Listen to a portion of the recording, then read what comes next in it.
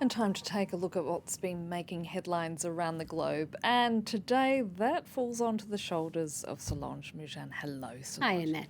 We're going to start with, obviously, the horrific situation in Sri Lanka. And how have the media there been treating these attacks?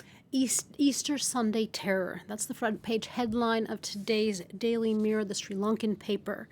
In its editorial, it says that the deadly attacks were not just the result of terrorism, but also of political complacency and infighting.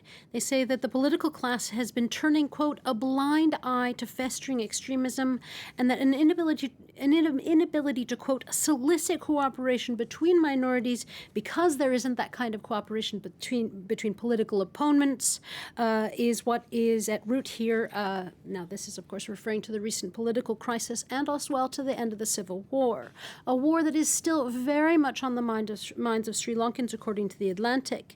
They explain that the 10th anniversary of peace is next month, but there's been, in recent years, an uptick in violence towards minorities. And in February, the United Nations actually warned that there's been little justice for those affected by the civil war. And this, quote, lack of accountability has likely contributed to the violence against minorities. Now, the French news magazine L'Obs has also taken a look at the treatment of Sri Lankan minorities in a more symbolic way. Yeah, the French site delves into sort of the symbolism of behind the Sri Lankan national flag, which dates back to 1951 and is supposed to symbolize national unity, with the lion representing the Buddhist majority, the orange band the Tamil minority, which is largely Hindu, the green band the Muslim minority.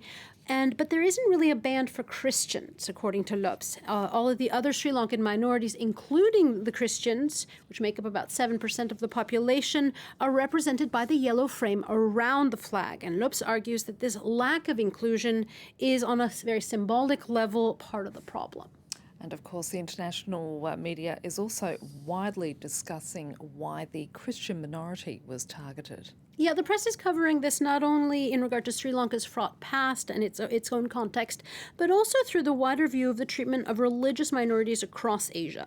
The New York Times has an article about how religious minorities of many faiths are being targeted across Asia, namely because they are being, quote, battered by a surge of nationalism and sectarian politics. Now, the Times gives a rundown of these conflicts, be it in India, Bangladesh, the Philippines, Indonesia.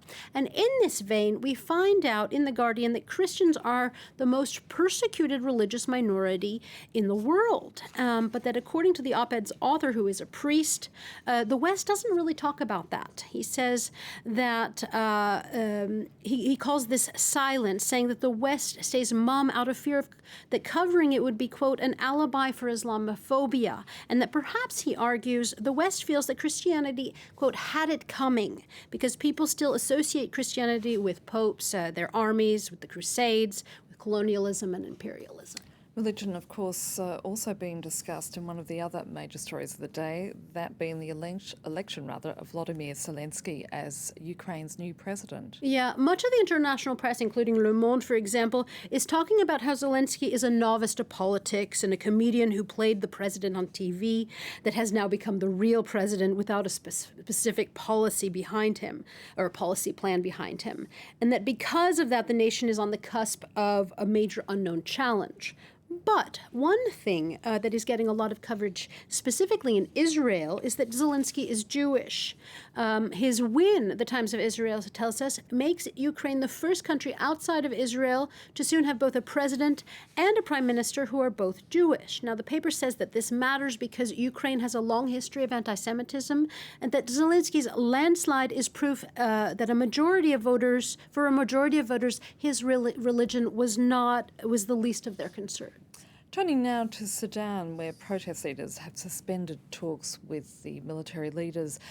This after the army decided not to meet their demands that they turn over power to civilians. Yeah, the army has its back against the wall. That's the opinion of the Pan-African site Lajeli. The site says that it's still uncertain what will happen and if protesters will manage to get the military to hand over power to a civilian-led transition. The site says they show no signs of stopping the movement after they successfully got the military to depose Omar al-Bashir and take him into custody. A tug-of-war that's depicted in a cartoon by Al Arabi. You have the army on one side with its tanks pointing one way, on the other protesters holding signs that say revolution and pointing the other way. And in between them you have a roadmap that reads transition. Now let's take a look at another cartoon. This is one from Arshark al-Awsat. In it you have a tree which is entitled The Regime. Its trunk or head, President al-Bashir, has been cut off, but the revolutionaries, the protesters for democracy, are still trying to uproot the regime. And finally, Solange, you've got something about a secret society in Finland that we should be very, very worried about. This is actually an article about hobby horse meets. Now, I did not know what hobby horsing was prior to reading this article. But anyway, meets are dressage competitions where you have to trot, canter, and walk. But instead of horses, participants use those sticks or fake stuffed animals on sticks, which are called hobby horses. This was a new term to me. And the Times tells us that hobby horsing has become a craze in Finland. And it was before this for many a sort of secret, embarrassing hobby. But now it's caught on, and there are the number of enthusiasts is rising. And to boot, the Times tells us that the make-believe aspects is actually really helping participants. Most of them are young girls, transition from childhood to young adulthood. Get out your hobby horses, I guess. Not sure if it's a sport for me. Yeah. Thanks for that, Solange. And if you want to take a look at the stories we've been talking about, you can, of course, head to our website, that being france24.com.